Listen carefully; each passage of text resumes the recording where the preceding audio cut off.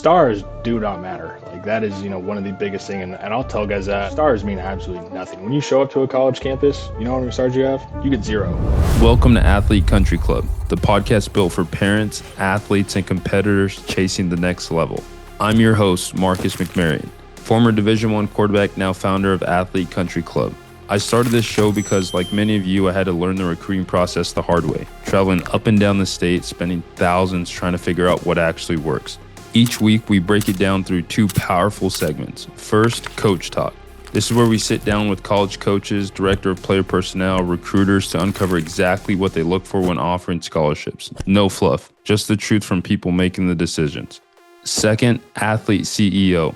Here we go beyond the field, into habits, training, and mindset that build elite performance and long-term success. You'll hear from strength coaches, nutritionists, sports psychologists, and former athletes who've turned their grind into greatness in business, leadership, and life. Because being an athlete isn't just about playing the game, it's about mastering it and building your legacy beyond it. So whether you're a parent trying to navigate recruiting or an athlete ready to level up, you're in the right place. Welcome to Athlete Country Club, where we turn potential into performance and performance into purpose. What's up, everybody? Welcome to Athlete Country Club. I'm your host, Marcus McMarion. Every athlete dreams of playing college sports. Most families don't know where to start. Today, we're breaking it down with someone who lives it every single day. Fresno State's Director of Scouting, Jake Rasmussen. From understanding what recruiters really look for to the biggest myths about getting a Division I offer, this episode is your beginner's guide to the recruiting process. Jake, welcome to Athlete Country Club, brother. Yeah, appreciate you, Marcus. I'm glad to be here today and, hopefully shed some light on the recruiting process a little bit and, be an informative tool to some people. Yeah, no, 100%. I always think it's really important to start with the director of scouting just because I kind of understand the ins and outs. It's not necessarily, the process doesn't start with the head coach, but kind of in that context. I mean, if you know absolutely nothing about recruiting, what's step one? Yeah, absolutely. I think the biggest thing is to, kind of educate yourself as you're going through the process. A big tool for us that we use and, that we kind of tell recruits is to kind of lean on the high school coach.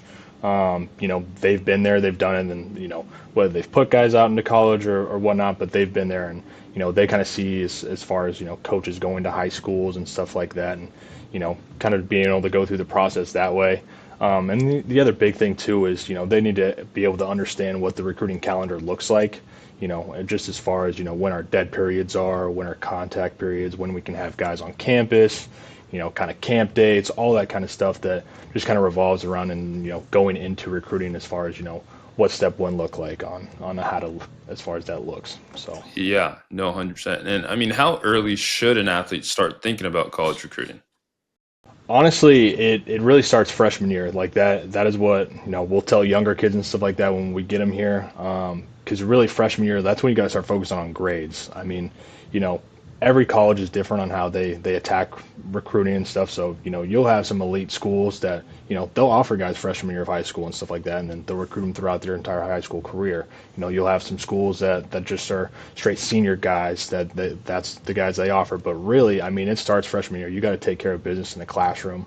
Make sure that you're committed to academic excellence there. Because, and I'm sure you have stories too of guys that, they started out freshman, sophomore year, and then all of a sudden they start getting recruited a little bit junior, senior year, and they're playing catch up because they didn't take advantage of the classroom those first 2 years, and now it might be a GPA concern or they're not hitting enough core classes. That's really the biggest thing that these guys need to learn is it starts freshman year. You got to be able to go in and handle business in the classroom because when coaches see transcripts and stuff like that, because we ask for them, we're going to ask counselors, we're going to ask coaches, we'll ask recruits, and when we see them, we're like, all right, they were kind of lazy first 2 years. It's a little bit of a red flag of like now they're playing catch up just because they're getting a little bit of interest. So that's kind of really where it starts for those guys. Yeah, and outside of just the transcript and obviously in classroom concerns, what is kind of the bigger picture? Like, what does a freshman sophomore year failing transcript kind of tell the coaching staff? Yeah, it just really kind of came in showing that they didn't have a plan. That's or maybe they weren't, fully committed. Like, they didn't have the mindset of, I know I'm going to be, recruited, whatever it might be, or, just, it kind of just shows some laziness and stuff like that at times. usually how we evaluate guys, usually how you do things on the field or how you do off the field. If you're a guy that's, lined up right, not a ton of penalties, all that kind of stuff, you're usually handling things, outside of the field and stuff like that, showing up to class on time, doing well in the classroom with tests, assignments, whatever it might be. Seeing those 2 years, and we've gotten guys and stuff like that turn it around and stuff like that, absolutely. But it just kind of shows their commitment to the process of how things work throughout high school for the most part. Right. And I mean, just obviously Fresno State's being one of the biggest just kind of entities in the Central Valley. I mean, from Bakersfield to Sacramento, Fresno State's the biggest show in town. I mean, Hmm. how does a player actually get on your radar at Fresno State? Yeah, a lot of it can come from a lot of different ways. I mean, you get some high school coach referrals and stuff like that when you build some good connections with high school coaches. Those guys will just send lists of guys, and they have a pretty good understanding of we think this guy is a D1 Power 4 level. We think this guy's a D1 Group of 5 level. Maybe he's a D1 FCS player, D2 NAIA. Those guys have a pretty good understanding. So we'll get referrals from them.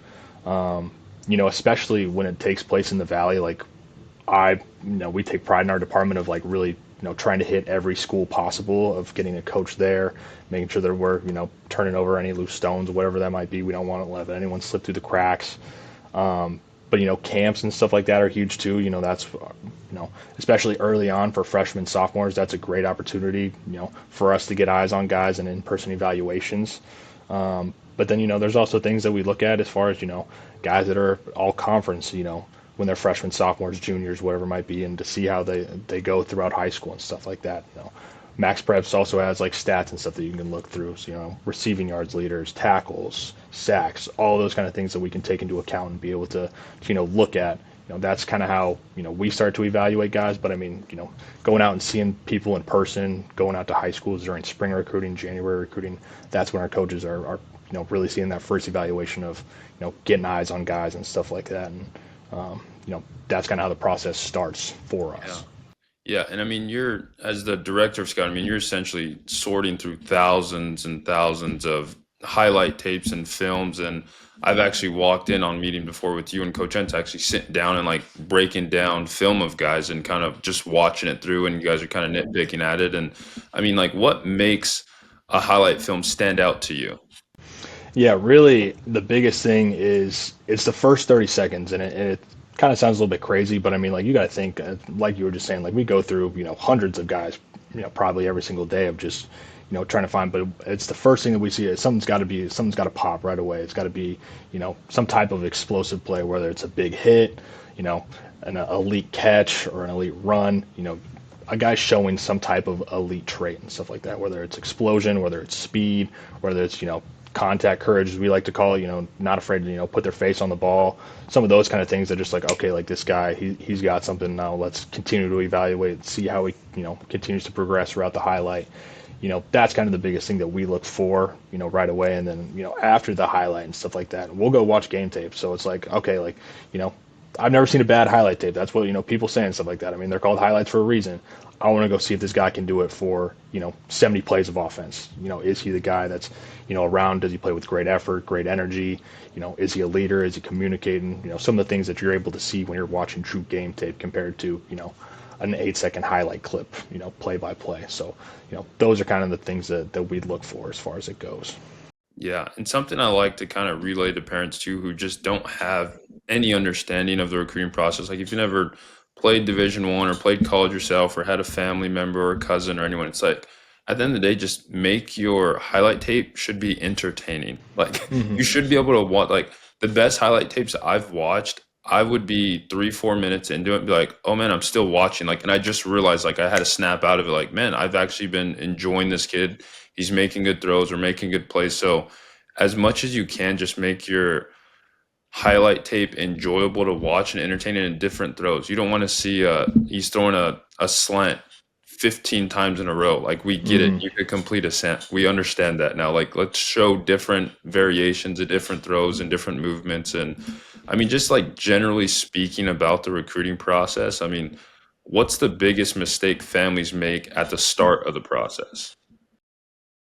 I think, I kind of mentioned earlier, but just not being educated on like what the process looks like. That's probably one of the big ones. But the other thing is, don't wait around for schools to, be the one to take the initiative. Go market yourself a little bit, like make the highlight tape, send it out, be active on social media. That's a thing that we tell a lot of guys to push for is like, social media. That's what we use a lot, like, Twitter, X.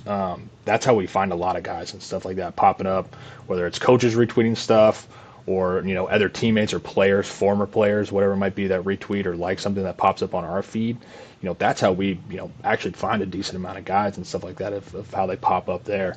So don't wait for schools to come in and stuff like that. Market yourself, and then just don't be so focused on offers. I would say too. Go through the process of it. Like it'll come at some point in time. With the level of commitment and the level of development taking place. You can't just want to go see every school in the country. Think you're going to get every offer in the country. You have to have a great mindset as when you're attacking the process of what recruiting really looks like. So that's kind of as far as you know the mistakes that families can make are just oh yeah, my kid's going to get recruited. It kind of is what it is, when some of the times that doesn't happen.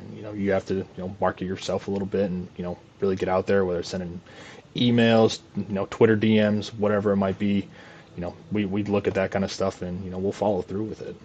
Yeah, no, I mean, just being active, and you could accidentally get recruited too. I think that's a big thing to where I've had, I mean, teammates and stories in locker rooms of guys saying like, "Hey, I only got recruited because my teammate was getting recruited and coach was there to see him, and I was having a really good practice or I was having a really good game." And you just kind of never know who's there and who's in the stand. So I think that's where it's always important to kind of bring your A game. I mean, whether it's practice or game or whatever's kind of going on. And I mean, just within your role, overseeing just the whole recruiting department for football at Fresno State, I mean, like, what does your role as director of scouting actually look like behind the scenes? Yeah. So I kind of manage our personnel and recruiting department. Work with them pretty closely, just as far as kind of the guys we're watching. Roster management stuff. When it comes to recruiting visits, unofficial and official visits, very involved in the process there. For our team, I also in charge of the revenue share contracts. So I meet with all of our guys and handle all that kind of stuff. So obviously very busy throughout the year. Recruiting never stops. Retaining players never stops too. You're gonna have to recruit your own guys at some point in time, and we're coming up there. In a couple of weeks and stuff like that with the portal. Getting ready to open up in January. But a lot of it is just roster evaluation, and trying to find every way we can get better and stuff like that. That's what it comes down to at the end of the day is we want to put the best product on the field and continue to raise the floor here. So it's really just working close with those guys and stuff like that, and making sure that we're all on the same page. Looking at the correct guys, making sure that the guys that we're watching are the guys that we want to be here, and following through that way.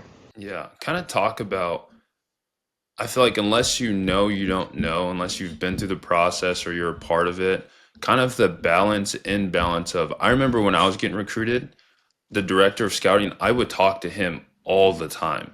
And then once I actually got on campus, now I'm talking to the coaches all the time. So talk about that, because obviously the coaches sprinkle in and they talk when they can, but they're just so busy with their workload. A lot of the times you're kind of that conduit between the athlete and the coaches. So kind of talk about how important that relationship is. Yeah, absolutely. So especially with our department, stuff like that, like all four of our guys, like they can easily, talk to any recruiter at any point in time. They're able to, have communication with parents, whatever it might be.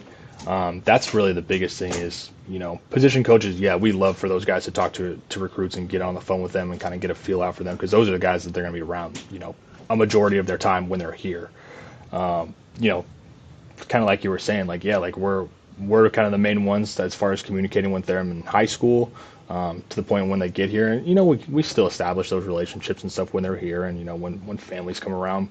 But I mean, it is true that, like, recruiting and personnel departments, they're kind of the main ones that have a lot of communication, setting things up, whatever it might be. Watching, they're the ones, watching the game film of guys and stuff like that. Complimenting guys on their gameplay. Providing some intel or some criticism, or just like, hey, like, work on these couple of things that we saw, whatever it might be. But yeah, we try to get our position coaches involved as much as we can. We have communication plans for our coaches on guys to text and call, write letters, all that kind of stuff, which is important. Those are the guys that you know, those are the guys that we see as father figures when they get here. When they're leaving the home and stuff like that. That is your kind of your new father figure and stuff like that, as we like to see it. The guys that you're going to be leaning on 365 days a year in a position meeting with, going to war with during the game and stuff like that. You're playing for that coach at that point. And I know, you can attest to it. Like, I'm sure you've had some great coaches who are like, I'm leaving it all on the line because of this guy. That's helped brought me and turned me into, a man at that point. That's really the biggest thing there. Yeah, no, and I think it's just super, super important to kind of hammer this home to where if you're talking with the director of scouting or someone in the recruiting department, it's just as important as hearing from head coach Matt Entz. Like, really understand that. Like, don't blow them off like, oh, the my position coach. And I thought it was the weirdest thing ever when I was getting recruited to Oregon State. My actual area coach was Rod Perry, who was the defensive back coach. Hmm. And I was like, why the heck am I talking to the defensive back coach? Like, I should be talking to the quarterback coach. Like, it only makes sense, or the offensive coordinator. But Yep. some schools do it differently to where they're responsible for a region and they're Hmm. going to recruit that region. And he was my biggest advocate, and I still have a relationship with him till this day, to where he's like, man, you're a winner. We're going to do everything we can. I'm talking with the quarterback coach and talking with OC, and I'm pushing for you to get you a scholarship. So I thought that was really cool and just really a learning experience for me too. Because when it first started, I'm like, why is the defensive back coach DMing me Hmm. on social Yep. media? This doesn't make any sense. But I mean, kind of just like walk us through. I mean, like, what happens from the first time you hear a player's name to the day they get a scholarship offer? Yeah. So really, player gets brought up, however it is, however we get the name through high school coach, through Twitter, whatever it is. Our kind of first, we'll go in, we'll watch highlight tape, see how it looks, and then we have a software that kind of goes through the whole process of everything of where we watch the film first in our department between personnel and scouting. We'll watch it first. It gets to us, based on how we like the guy. Then it will transfer on to the position coach. So then the position coach will watch that same tape, after we've kind of verified a couple of things. Position coach watches it, then it'll go to our coordinator. Usually our position coach or coordinator are watching at the same time. If it's a real guy, whatever it might be, and then from there, we'll escalate it to the head coach at that point. If coordinator's like, hey, this is an offer guy, like, we need you to get on the phone. Coach Enz is the one that makes our offers. We kind of hang our hat on that, and just as far as him being involved in the process of it. But we kind of like to do, we'll do our background. We want to have a relationship with the guy. We're not a school really at Fresno State that's gonna watch a highlight tape and all of a sudden we're offering 5 minutes later. We want to dive in, do some background on the kid, talk to the high school coach, make sure we're good there. Measurables are a big thing too. Making sure that size and weight and all that kind of stuff is kind of verified on our end at times, and really just get a coach around him at some point to feel him out, see how he is. Football IQ is a big thing too, just as far as their understanding of the game. But that's a little bit of the process that we take it, and it goes. We're at Fresno State, we're a little bit slower in the process. That's just how it is. Just because we want to do things the right way. We're not going to be a school that's going to offer 200 to 300 kids and just live with what we got. We're going to be methodical in how we do things, and we want to get the right guys here. That's the big thing for us. Yeah, no, and I think that's, I mean, it speaks volumes of just, I'm a little biased, I played there, but just the integrity and just kind of the culture that is at Fresno State, because Hmm. my own recruiting process, I do know a couple schools that they had offered me, but it was almost an offer like, hey, we're going to offer you, but you need to commit right now. And I was like, kind of Hmm. like, huh? Like, that doesn't make any sense. Yeah. And you kind of look into it, the more you kind of look back on it, it's like, oh, well, they were offering like 15, 25 guys at one position, knowing they Exactly. only maybe had two or three scholarships at that position, kind of just casting lines everywhere and just taking whoever bit. So I think it just kind of speaks to just the way that Fresno State operates. Like, hey, if you get a Hmm. scholarship offer, they took their due diligence, they took their time, and it actually means something to where you can't necessarily say the same thing for every school who's just kind of throwing offers out there like that. And I mean, just like in your opinion, and kind of just running the department at Fresno State, I mean, like, how important are camps and 7-on-7 events in comparison to game film? Yeah, I think. one of our biggest things is we like guys that compete year round, like kind of regardless. Like we love multiple sport athletes, playing football and stuff like that all throughout high school. If that's the one thing you do, that's great. But we love guys that compete year round. So the 7-on-7 stuff, it gets hate and stuff like that at times. But like it's an evaluative tool for us. Like we like guys that are competing, and especially at high levels with if they're on a 7-on-7 team or if it's with their high school especially because you're just building rapport with your other teammates and stuff at that point.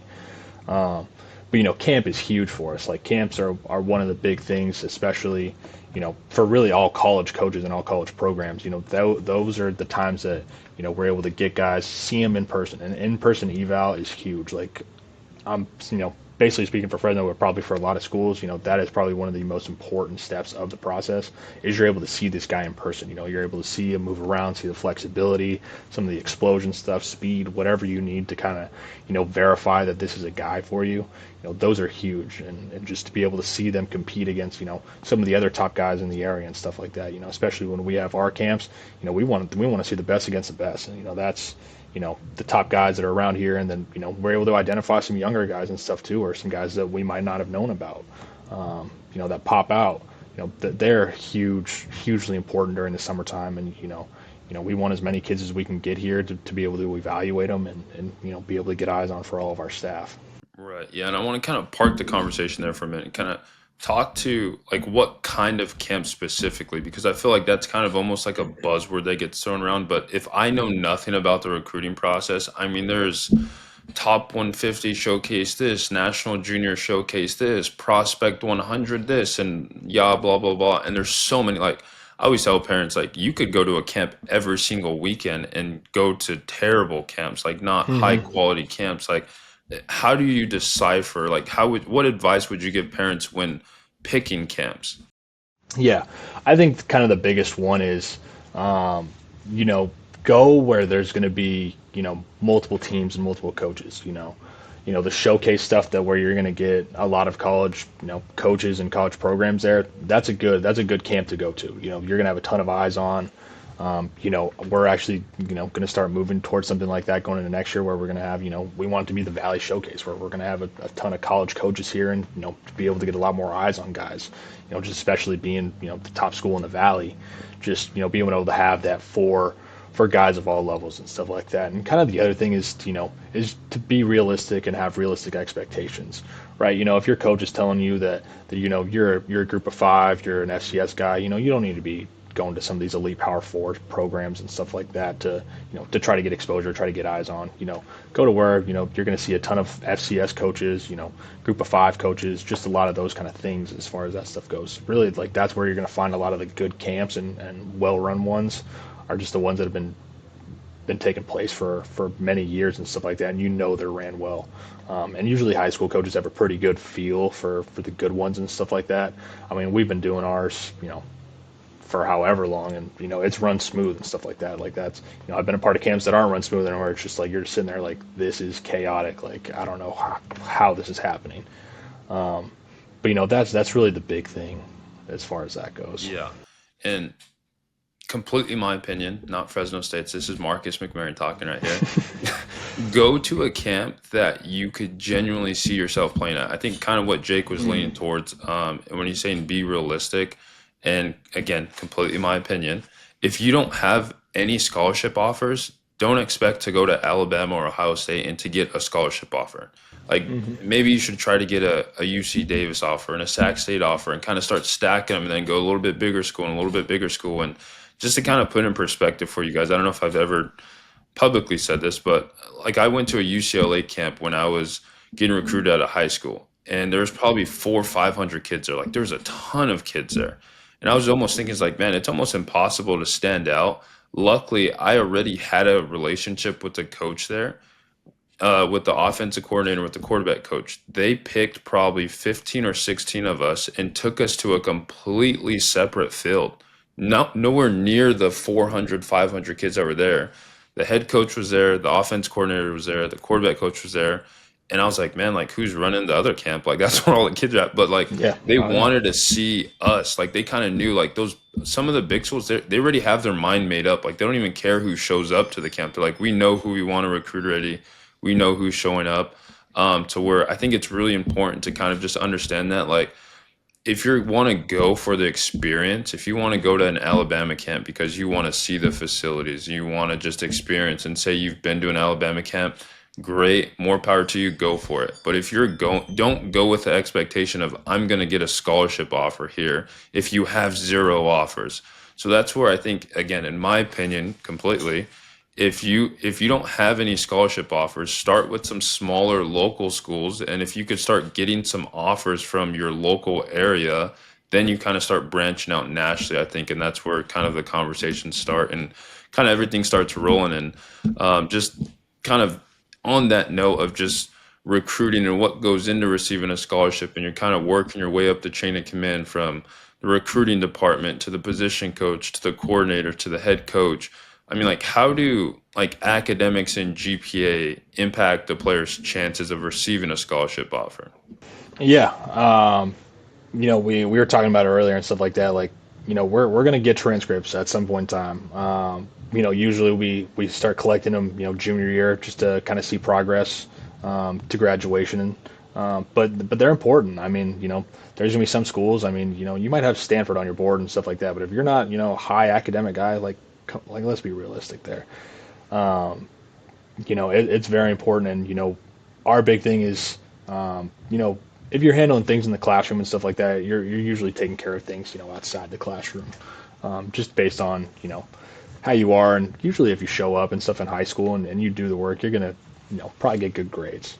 That's just how things look. But I mean, it is important, and we track it, from guys junior year all the way until they sign with us. If they're early enrollee or if they're a guy that's coming in the fall, we take a look at all this stuff, and it is important, and especially here at Fresno State, like we pride ourselves in being excellent in the classroom academically.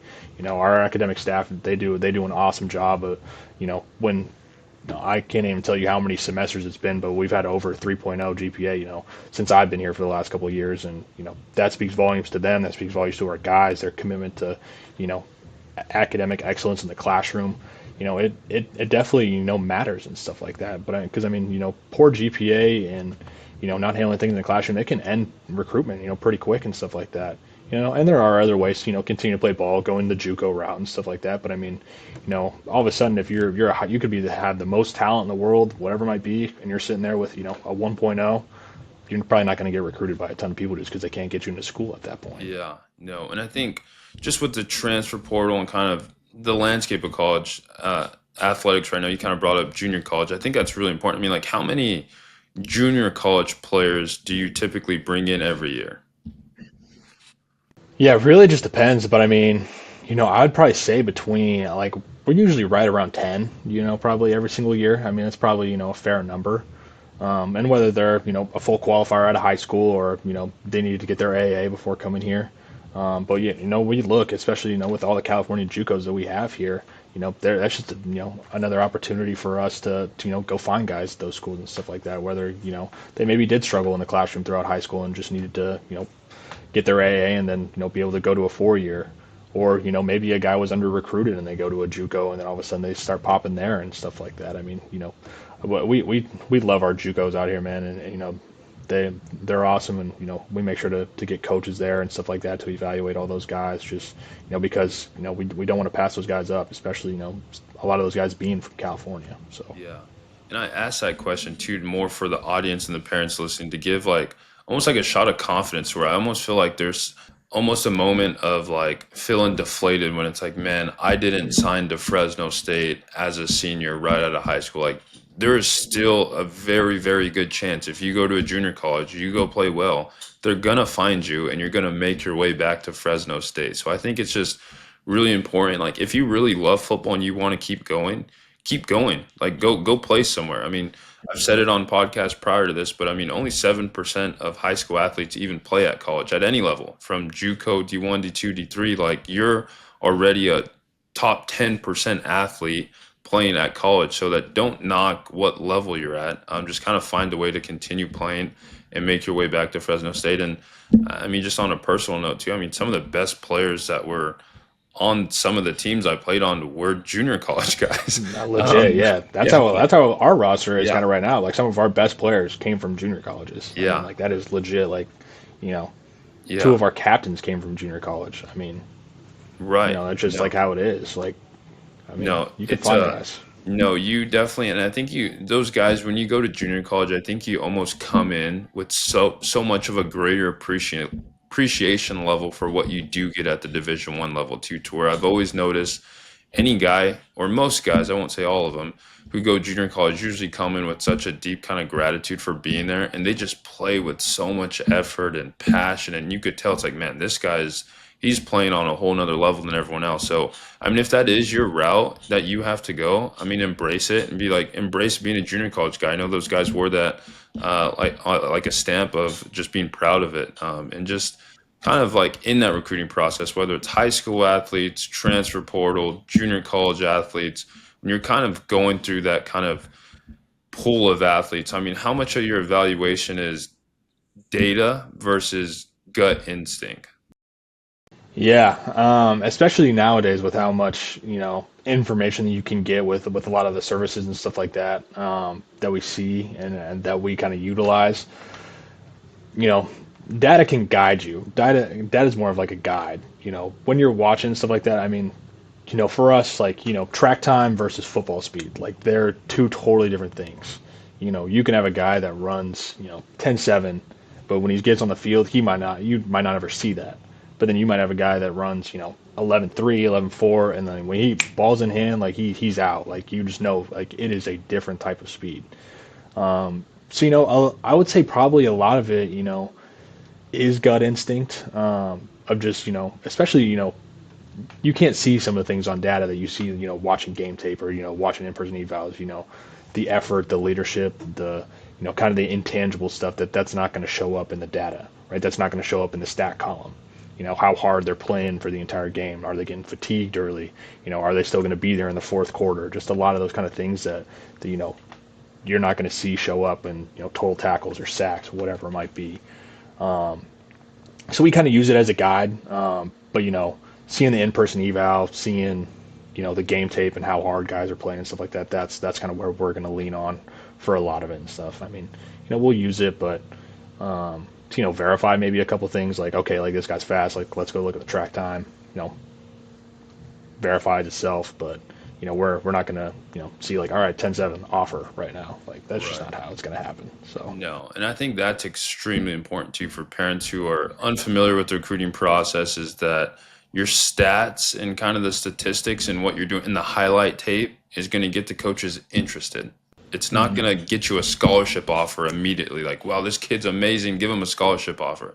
Like, no, that now they're going to go. He mentioned a little earlier. Then they're going to go to your actual game footage of the whole game, so where then they could kind of evaluate, like, okay, he plays receiver. You got a ball thrown towards him. He's hanging his head. He's pissed off. He's cussing his quarterback out for making a bad throw. Like, okay, maybe he's not our guy. So there's little things and nuances in between the game, and even an interesting thing too that I'll share is I remember going to the recruiting process, and I don't even remember the guy's name. He was from UC Davis though, and I had probably like 7, 8 big time D1 offers, and he's just kind of messing around with me. Like, I'm not going to offer you a scholarship. I know you're not going to come to UC Davis. You already have Arizona and all these schools and Fresno and blah, blah, Mhm. blah, blah.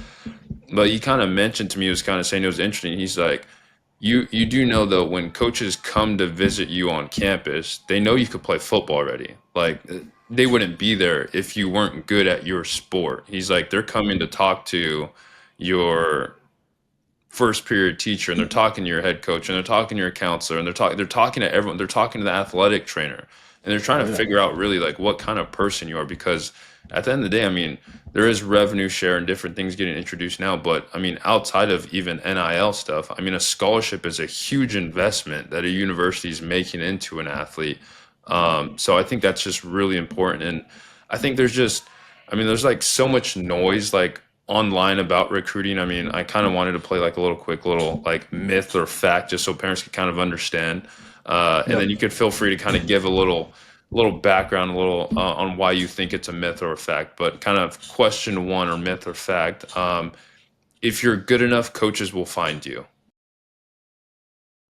It's probably a myth. I mean, like you got to be able to, promote yourself and stuff like that. Because I mean, there it will be like you know, the biggest thing that like we obviously don't want to happen is, say a guy don't know about, have no clue, he goes somewhere, and then all of a sudden, 2 years down the road or whatever, we're playing against him, or he's at like a junior college, whatever it is, and then it's all of a sudden like who is this kid? And like you find out he was like from a school right down the street, and we're just like, how did we not know about this kid? Or like that is like the worst feeling, like being in recruiting like personnel, of just like one, like you just had no idea on somebody, and you're just like, this can't happen, like what like took place.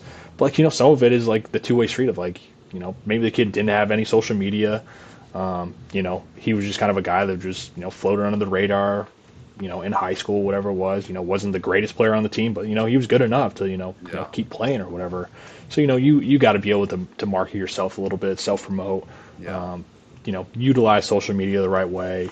That's really kind of the biggest thing. I mean, as good as I like to say we are at our jobs, like we can't find everybody. We can't watch every single kid. We can't go through school by school just watching tape after tape. It just Right.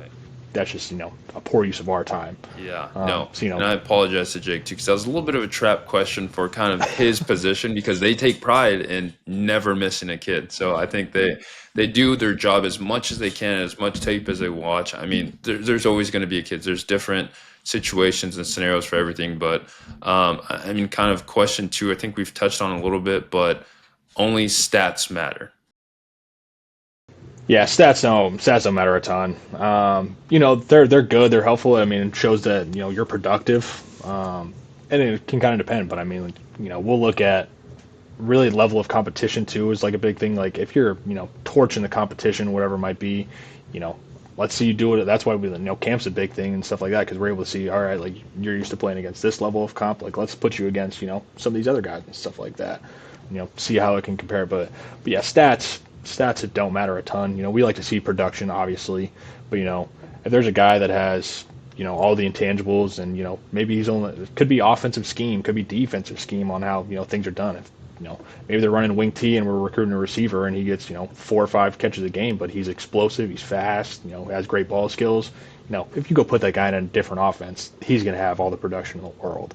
I mean, stats don't matter a ton when we're looking at that kind of stuff. It's really just you know watching you in game, your effort, your energy, the communication, the leadership skills, a lot of that stuff that it's going to come down to.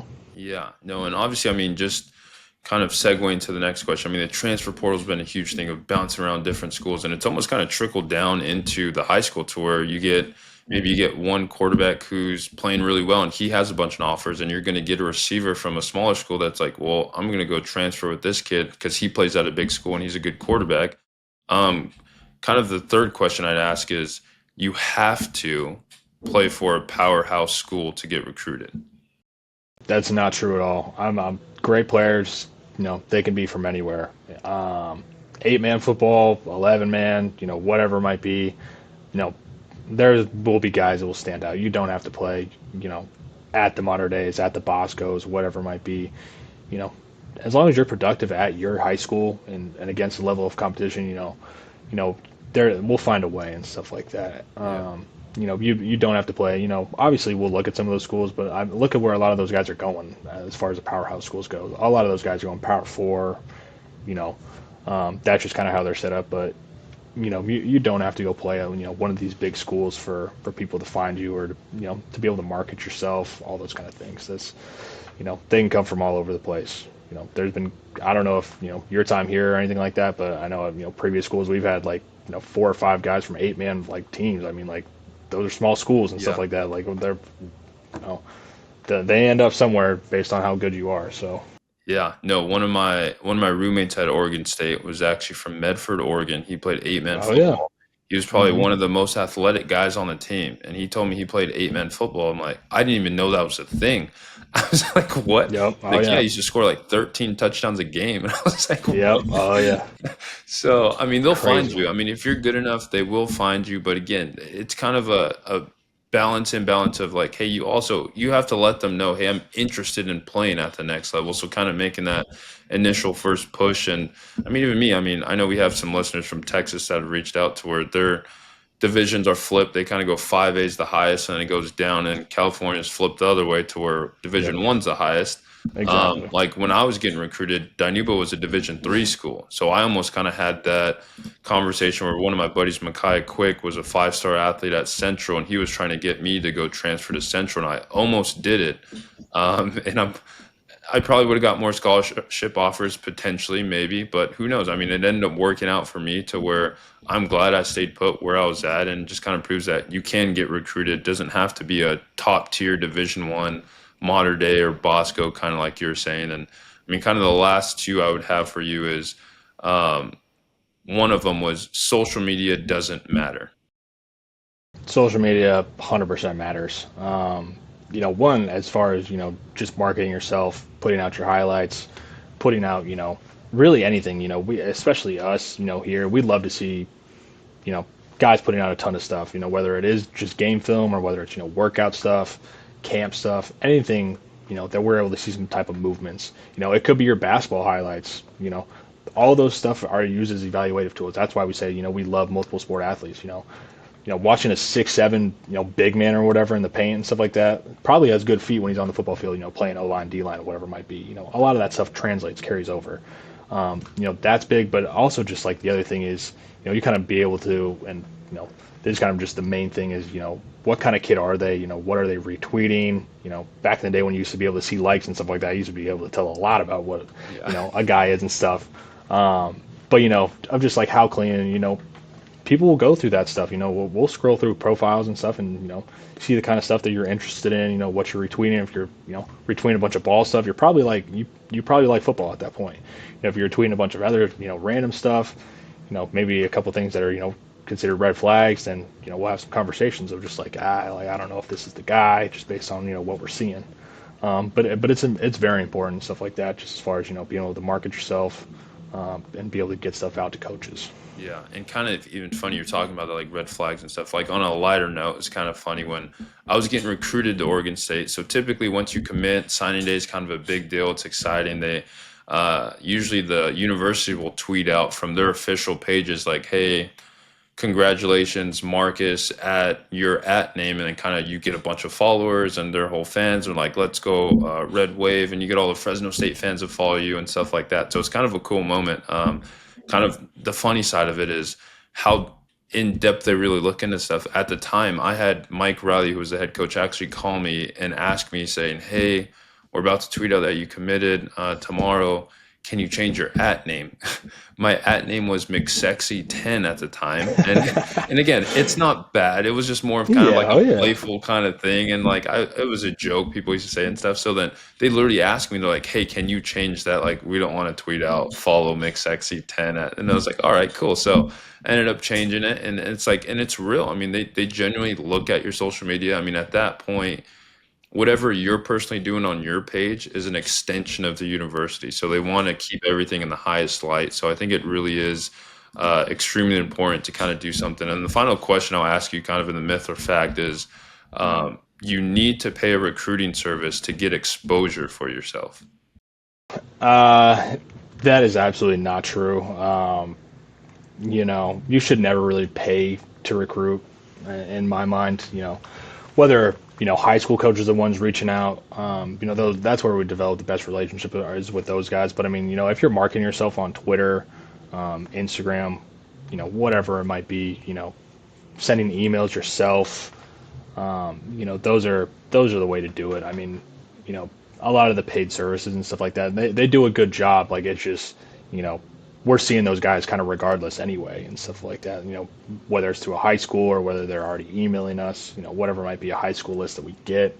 Um, some of them are good, but I mean, I just don't think, parents need to do all that and stuff like that. I mean, there's other ways around it, and to be able to get exposure and stuff like that for their kids, for their athletes. So Definitely. And I think, in my opinion, I think if you have a couple $1,000s to burn and you just absolutely don't need that couple $1,000s, sure, do the recruiting service. It's not going to hurt you by any means. But if money's tight and that $200 a month or $100 a month is going to be a stretch for you financially, there are tons of other avenues that you could do for yourself, for your kid to recruit yourself.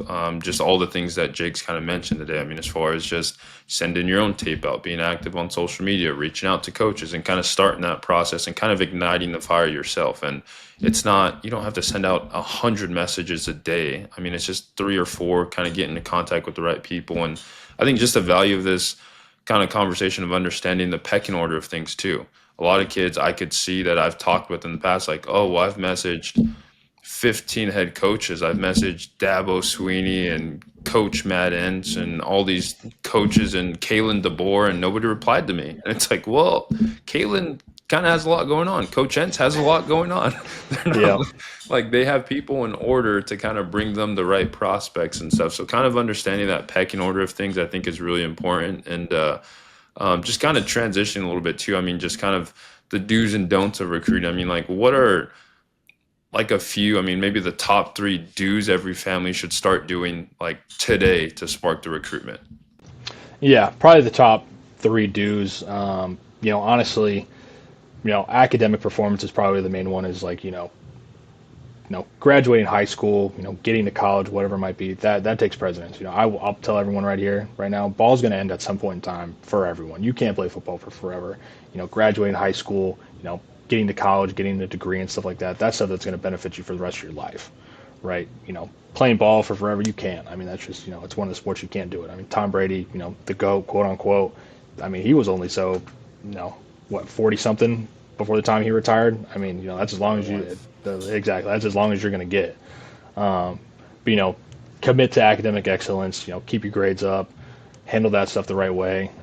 The other thing, dues, is constantly update film. Really, even starting out as a freshman, 3 game highlight, midseason highlight, end of year highlight. Do that all the way throughout high school because we'd like to go back and look at some of that stuff. Like I want to go see how you looked on JV your sophomore year compared to what you're doing on varsity now as a junior. I want to see that level of progression that you've had continuing to develop. Keep those things updated. Always update your film. We don't need a 1 game highlight every single time. Like the 3 game, the midseason, end of season, playoffs, whatever it might be. That stuff's awesome. And then just be consistent on the process that you have. Consistently talking to coaches. If you are involved in the process, just and be open and honest with those guys. I mean, coaches have been told no by hundreds of recruits and stuff. Just you being open and honest with those guys and being transparent. Like a coach, I love you guys, I love your staff, but I'm going to take it in another direction. That's fine. We're going to move on and stuff like that. It's no hard feelings at the end of the day. We want the best opportunity for the kid. Making their decision, throughout their process. Just be open and transparent, with coaches when you do start having those conversations with them. Yeah, no, and I think that's extremely important as well to where I vividly remember in my recruiting process kind of getting recruited by UCLA at the time, and they just point blank told me like, "Hey, we offered another kid ahead of you who we like more than you." Like they just flat out told me, and I respected that and I appreciate it. They said, "Hey, if this kid decommits, we want you to be the next guy. You're the next guy on our board." And kind of talk about that because you hear a lot of people think it's just a something coaches say. There's actually, if you walk into the coaching staff room at Fresno State, there is a board of athletes. Kind of talk about that a little bit. Yeah. So I mean, there's always our top guys that we're going to have that they've gone through the process. We're going to put offers out to, but it's always next up. It's kind of like you're playing. It's always the next up mentality. You're going to have guys that follow underneath your offer guys, and if they want to make another decision and go to another program, that's the best opportunity for them. We're gonna wish them well, and then we're gonna move on to the next. So there's been times and stuff like that where you might get down to your seventh, eighth guy that you were like you know, we're just here now because like the top guys or whatever, maybe they're going to another school, maybe they want to stay closer to home, whatever their situation might be. But like you're just, sliding down the list of guys. So, just because, you don't get an offer from us right away doesn't mean, it's not going to come at some point in time or, because you see another guy in your position get an offer. Well, that doesn't mean that guy, he might not, want to be here and stuff like that. And then, it's next up at that point. Yeah. So. No, we kind of talked about like the do's of recruiting. I mean, what are some of the biggest don'ts? I mean, like instant red flags that are going to hurt your chances of getting recruited. Yeah, probably the biggest red flags. When we go in and watch game tape, and we usually have a conversation with guys, if we see, bad body language or like low effort, whatever it might is, we'll usually have a conversation with the guy depending on, level of talent. But that's kind of one of the things that'll turn us off pretty quick is just like guy doesn't play hard, doesn't really care. We want to see guys that are, chasing plays all the way down, celebrating with teammates when they score, whatever it might be. Like we want to see those, intangible things. That's probably one of them. You know, Depending on how they're using their social media, I know we kind of already talked about it, but if we see some things they probably shouldn't be, retweeting or whatever, that can turn us off pretty quick. Of just like mindset's not in the right place. Maybe they're a little immature or whatever at the time.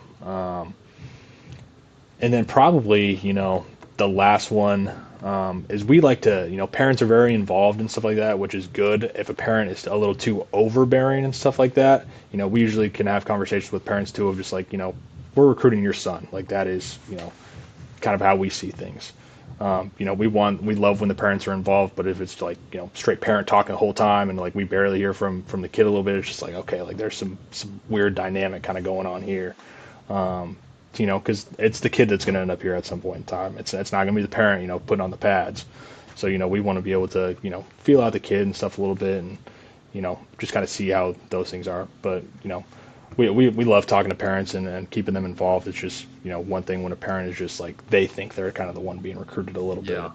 What you Yeah. do, you have to recruit the parents, but it's just like your son's the one that's going to be playing. No, for So, sure. And I think that was an awesome reality check for me too. When I was getting recruited, I feel like my dad always did a really good job of like telling me that before. Like, hey, when a coach asked a question, he would like literally stop and he'd look at me.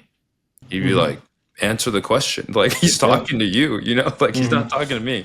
So I yep, think that's in some parents, I mean, inadvertently, I mean, they just their natural reaction is to talk and to jump. And I think this is if you are fortunate enough to go through a recruiting process and to sit in a college coach's office or talk to director of scouting like Jake, I mean, just kind of take this for what it's worth and kind of realize like, hey, your son or daughter, whoever's getting recruited, like it's their opportunity. You've raised them their whole life. You've done it the right way. Obviously, if you got them to that point, let them kind of show who they are and kind of talk about where they're at. And just kind of as far as getting that opportunity or even being in the room, I was kind of looking through like some of like Google's most searched like recruiting questions, and one I thought was funny was and I want you to answer it is can a three-star or an unrated player still go Division 1? absolutely, 100%. You could stars do not matter. Like that is, one of the biggest thing, and I'll tell guys that, you know, in presentations, whatever it is, stars mean absolutely nothing. When you show up to a college campus, you know how many stars you have? You get zero. That's just you show up, you have 0 stars, right? You could be Corey Foreman, right? Former 5-star playing for us right now. You know, when you show up to he went to USC out of high school and now he's here, he doesn't have any stars here right now. Like, yeah, you're the former 5-star, but that's not taking place. I mean, we're not in the former 5-star mode anymore. Stars don't mean anything. I mean, like there's been guys. I mean, I always use the example of Cooper Kupp just because I was at Eastern Washington and stuff like that. Cooper Kupp had 0 stars coming out of high school, right? Triple Crown winner, Super Bowl MVP. Seems like he's doing pretty good, and I don't think he needed the 5 stars to get there. So, Yeah, no. And I think that just goes to show too, again, as much as these guys in departments, Jake and Fresno State and schools up and down California and all over the country, they have tons of resources. Guys still go under the radar. I mean, every hmm single year, guys slip. I mean, it happens. I mean, again, yep, they take pride in not letting that happen as much as possible, no but it does doubt. happen. So if you have to go junior college for, you have to go for 2 years or go to your local school, whatever it is. I mean, just if you have the dream and you actually believe in yourself, I think it's really important to continue playing because maybe you did just fall under the radar. And I mean, last couple of questions before we wrap up, but I mean, like when you look back at athletes who actually made it, I mean, like what's the common trait they share? Probably the common trait is, they kind of have that overachiever mentality to them of just, they kind of set their mind on something and, they know they're going to get it.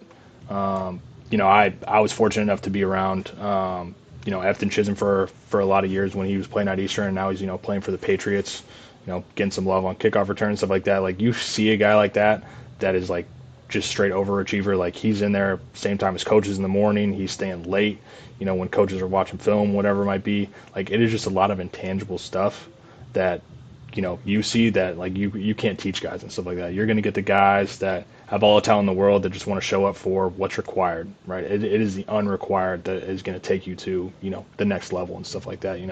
When there's nobody in the building, nobody knows what you're doing, whatever it might be and stuff like that. When you're working in the dark, those are usually the guys that kind of stand out and stuff like that. Of watching a ton of extra film, taking care of their body in the weight room, even if it's not lifting time, working in the training room with our trainers, just a lot of those kind of different things to where it's like they're all self-starters. Like we're not asking those guys to do that. They're doing it on their own, right? We're only asking guys to do, certain things in the week. It's the guys that do the extra stuff that, those guys usually have a way of figuring it out in the end and end up being pretty successful collegially or at the next level.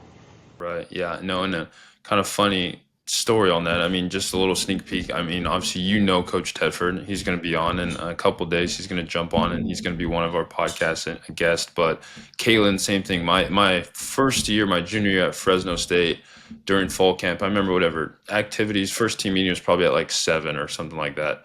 But I would get there at like 5:30, something like that. But me and Tedford and DeBoer it almost like the first time we walked in is kind of a coincidence. Like whatever, we're all kind of walking in at the same time. It was like 5:30. And I was like, all right, I'm gonna get there like at 5:25 the next day. And I showed up a little bit earlier, and then Tedford and Caitlin walking at the same time. We kind of looked at each other and we kind of just like, oh, like, and then kind of the third day and the fourth day, and then kind of the fourth day, we just all started laughing because by that time it was like 5 in the morning. Like it just kept going earlier and earlier. I was trying to beat them. I Yeah. was like, I'm gonna show up earlier than them, but and Yeah. I wasn't even the starter at that time. So then it kind of just became like a running joke at that time, like, hey, like we see you, like we see what you're doing, like you're getting here early, I'm getting here early, like we're just trying to get ahead of the curve. To where I think I really credit a lot of my success to that, to where I would have basically a full quarterback meeting with Kalen DeBoer before we actually had our quarterback meeting with everyone else that was in the meeting. So I'm rehearing the information with my meeting with DeBoer, then again in the quarterback meeting, and then I'm hearing again in the team room, and then I hear it at practice again. So it's like I'm hearing it 4 times compared to like everyone else that's hearing it twice. So Twice. Yeah. yeah, so I think that's really important. And I mean, just kind of in closing, I mean, Jake, I mean, you've seen thousands of names come across your desk. I mean, some who make it, some who don't. I mean, for the kid listening whose dream of playing college ball is like, what's one thing they should do this week to move one step closer? Yeah, if they haven't yet, make sure they create a highlight tape. It does not matter, and we kind of touched on it. It doesn't matter, freshman playing freshman ball, JV ball, varsity ball. Those are the big steps. Being able to make those, understand, what are the good plays, what are the plays I need to put on here, what's not, the explosive stuff that needs to get seen first. That's the biggest thing because it's hard for us when we go in. Maybe we see a guy pop up on Twitter. He has great measurables. Listed at 6'2", 180 and stuff like that. We click into his huddle and there's nothing there to watch. And it's just like, all right, now I'm gonna have to go watch a full game, like, and I don't even know where you're gonna be at on the field. Like, who am I looking for? Just a lot of those kind of things. That's when it can get a little frustrating a little bit on our end, just because we want to watch a guy, like, okay, like this guy looks the part, like I want to go watch him now, and all of a sudden there's not a highlight tape there. Like, even if like it was a JV highlight film, like I still want to watch that. I want to see how he's moving, see his fluidity, smoothness, all that kind of stuff. That's probably the biggest thing. And we've touched on it multiple times is, ball's going to end. Take care of stuff in the classroom. Really, really work to, graduate high school, to, get to college, whether you're playing, whether you're not playing, or whatever level. I mean, it does not matter. If you love ball and you want to play, go play somewhere. Like, if that's truly what you love and what you want to do, go play. It does not matter where. If you truly love it, you'll go do it. And it does not matter where. It does not matter what level. Um, if you love the process of going through it, just commit to it, and just keep grinding it out throughout high school. Honestly. Yeah, no, and my final thought on everything too is football is a vehicle, guys. Drive it till you run out of gas. I've looked back on it. I have my bachelor's degree and my master's degree, and one day I got bored and tallied it all up. It was over $220,000 that I paid a big fat $0 for because I could throw a football and because I showed up on time and because I did the little things right and was able to stick around a football team for 5 years after my redshirt year. So do everything you can to squeeze everything you can out of football and just make it worth it. And Jake, I mean, I definitely appreciate you breaking this all down. I mean, for families who need it most, and if they have any questions, I mean, what's the best way they could like follow you or get in contact with you? Yeah, best way, using social media. I'm big on, Twitter, X. That's a big one that we utilize. Sending DMs out, all that kind of stuff. That's the biggest line of communication we have because it's not like we have everyone's phone number and whatnot. So, being able to communicate through there would be perfect. But also email too. Like I check my email every single day. Just like a lot of us. In the morning. Throughout the day. So, email. Direct message us, whatever it might be. We're going to check those things and work on getting to many people as possible. So Yeah. Well, there's your first challenge listening to this podcast. Go find his at name because I could read it to you, but then you really don't care enough to go find his at name on social I hear media. you. It will let you Yep. know that you're being proactive in your own recruitment. But Jake, Yep. no, I definitely appreciate it, brother, for sharing information. And until next time, appreciate you guys listening to Athlete Country Club podcast. See you. Appreciate you.